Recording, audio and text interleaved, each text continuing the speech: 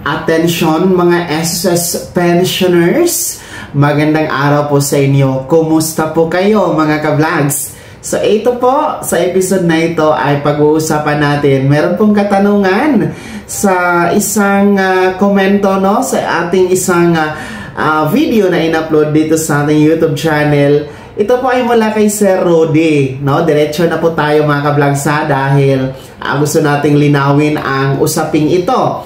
Dahil baka po marami po ang aasa, no? Kapag napanood nyo ang isang channel na ito. So, ang katanungan po mula kay Sir Rudy, kanya pong tinatanong kung totoo nga ba na ibibigay na ang second tranche, no? Yung second tranche na 1,000 piso na pension increase na SSS ngayong buwan ng Oktubre.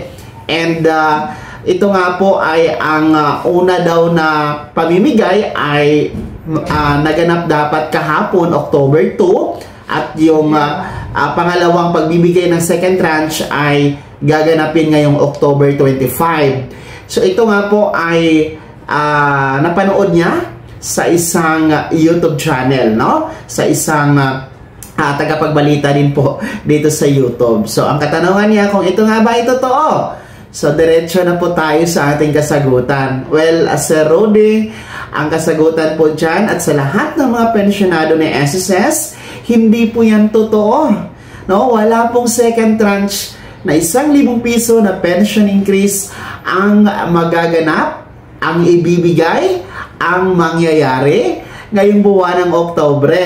Wala pong ganong balita ang inanunsyo mula po sa SSS. Kahit atin pong halughugin ang website ng SSS, ang Facebook page ng SSS, ang maging ang mga giant media networks, kasi kapag meron na po ang second tranche pension increase, ibabalita naman po yan talaga ng mga national giant media networks. So walang ganong balita. Ang mga nagbabalita lang dyan, yung mga nagpapakalat ng maling impormasyon, nagpapakalat po ng fake news. So in short, yung napanood niyo pong channel sa Rudy ay fake news. Hindi po yung tamang impormasyon ang binabahagi po para sa ating mga pensyonado. Kaya mag-ingat kayo sa mga napapanood nyo, mag-ingat kayo sa mga sinusundan ninyo na mga channel, mga vlogger na nagbabalita patungkol sa SSS. Dahil yung iba, ang habol lang nila ay yung views, no? Pero dito naman sa ating YouTube channel ay tinitiyak talaga natin ang tamang impormasyon. Lahat natin na mga binabalita sa inyo ay naaayon po sa lehitimong impormasyon na kabatay po sa ating mga mapagkatiwalaang source gaya po ng SSS website, SSS Facebook page, at iba pa pong partners ni SSS mga ka-vlogs. So, uulitin ko, ngayong buwan ng Oktubre, hindi po totoo na magkakaroon ng second tranche 1,000 pesos pension increase. Huwag kayong umasa dyan, no? Dahil, uulitin ko, hindi pa nga po yan ina-anunsyo, no? Ng SSS. Ang klaro lang kasi dito mga ka-vlogs, no? Ang totoo po sa second tranche na 1,000 piso, yan po ay nauna na pong pinahayag ng SSS, no, sa pamamagitan po ni SSS President Mr. Joseph Diclaro na malabo talaga, no, dahil manganganib ang buhay ng SSS, mababankrupt po ang buhay ng SSS kung talagang ipipilit yung second tranche na yan, no, dahil hindi kakayanin ng kaban ng SSS. Kasi kinakailangan ng nasa roughly 42 to 45 billion pesos. Kasama na po ang 13th month o bonus tuwing Disyembre. So, malaking kabawasan yun sa kaban ng bayan.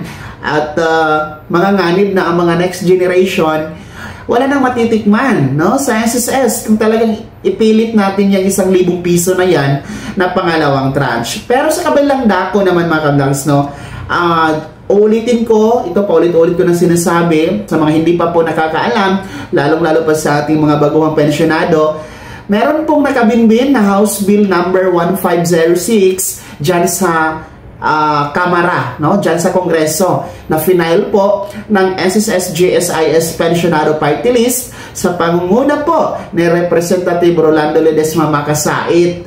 Itong House Bill 1506 na ito ay naglalayong magbibigay ng mandato sa SSS na magpatupad ng 1,000 piso na pension increase.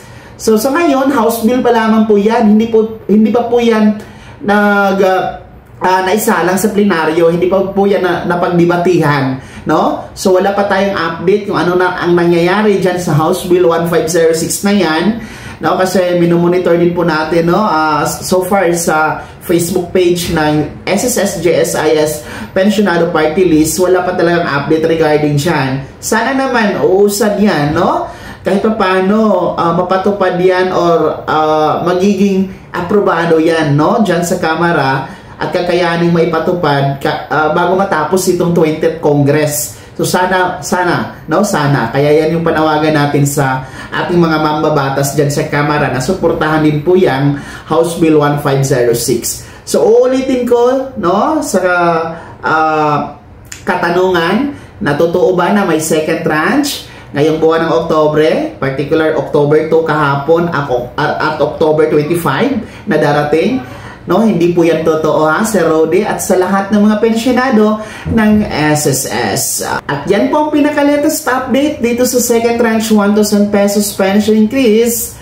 Manatiling nakatutok sa ating YouTube channel para sa karagdagang impormasyon. Kung hindi ka pa nakasubscribe, i-click nyo natin subscribe button na nasa baba. Huwag kalimutan na pindutin ang notification bell. Ilagay nyo po sa all para updated ka at una sa mga balitang may kinalaman sa pagiging miyembro at pensyonado sa SSS. Maraming salamat po sa panonood. God bless us all.